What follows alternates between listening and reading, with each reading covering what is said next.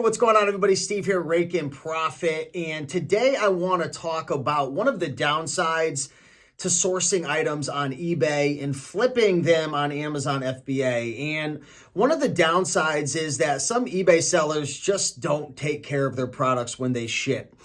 Sometimes eBay sellers do really crazy things. Like the other day, I had purchased a couple sets of Lego. One of them I paid $40 for, which I was going to sell for $80. Another one I paid, I think, $70 that I was going to sell for like $130 or whatnot.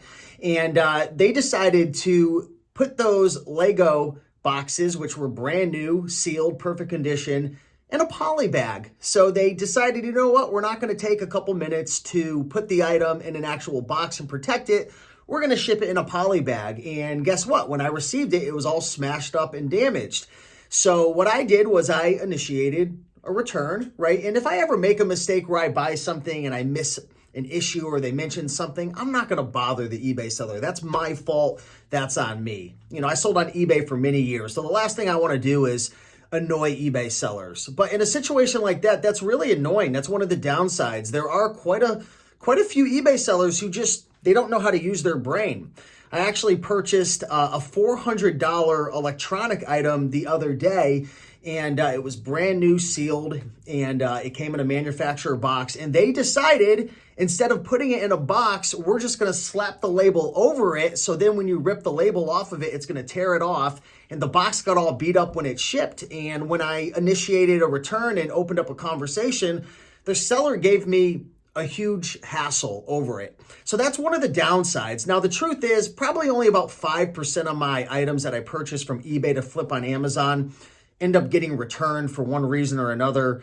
You know, with DVDs, maybe it's a counterfeit, or possibly maybe the CD is loose inside when you give it a shake.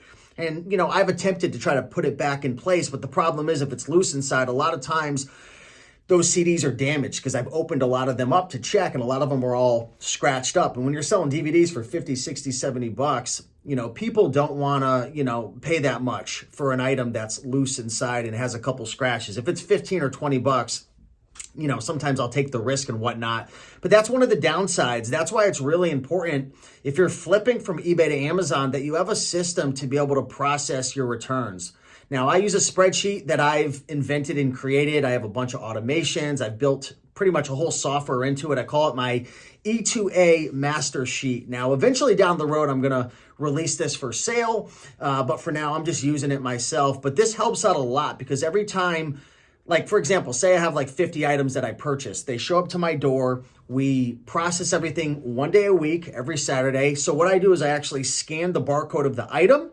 I've got my barcode scanner programmed through USPS and UPS and whatnot. So when I scan it into my spreadsheet, it actually finds the item, highlights the row, reconciles that item, and either I could go ahead and list it. My software will automatically copy the buy cost, the min max price, the list price, the ASIN and everything, so I can list it quickly. But I also have a button called return. And when I click that, if there's any issue, the software will prompt me to tell me like, what's the issue? So maybe the issue is it's a counterfeit item. I click that, I add my SKU so I can find it for the return later. And boom, it's really quick. My team then goes ahead and processes that return. But if you don't have a system or something like I'm using, it's annoying because when you have a return, you have to figure out, okay, who's the seller?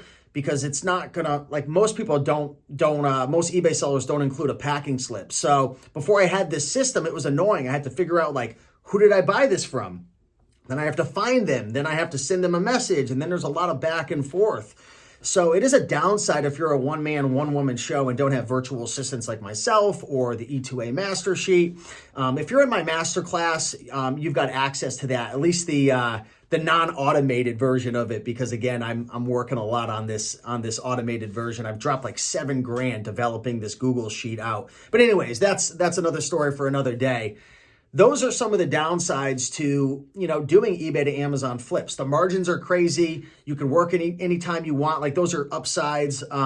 You could be drinking a glass of wine, sourcing. You could have VAs do it. It all comes to your house. You don't have to leave your house. Like, there's tons of upside. That's why I've done over $450,000 in the last 12 months, and about $109,000 bottom line profit from that business. But I'd be lying to you if I didn't tell you it was all, it was just perfect. Like, there's downsides, and one of the downsides is dealing with eBay sellers and returns and the post office and items getting damaged, but there's ways around it. So if you have any questions, feel free to let me know. And also, I wanted to let everybody know tomorrow, today's Wednesday. Tomorrow, we've got the DVD flipping webinar going down. It's 100% free, and we're also giving away $300 of DVDs to one lucky winner who shows up live.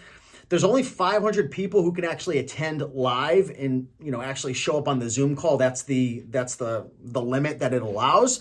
We've already had, I think, 850 signups. So the first 500 people who show up are going to be able to show up, watch live. If you can't get in, hey, bring it up with Zoom, right? But I'm excited for tomorrow's training. I'm going to teach you how to source DVDs, how to avoid counterfeits, a lot of the mistakes that I've made. I'm going to teach you how to avoid those, how to find them, how I've sold over $190,000 worth of DVDs. So check that out. I'll put a link down below. But with that being said, appreciate you all. Much love, and I'll see you in the next video. Smash that like button, baby.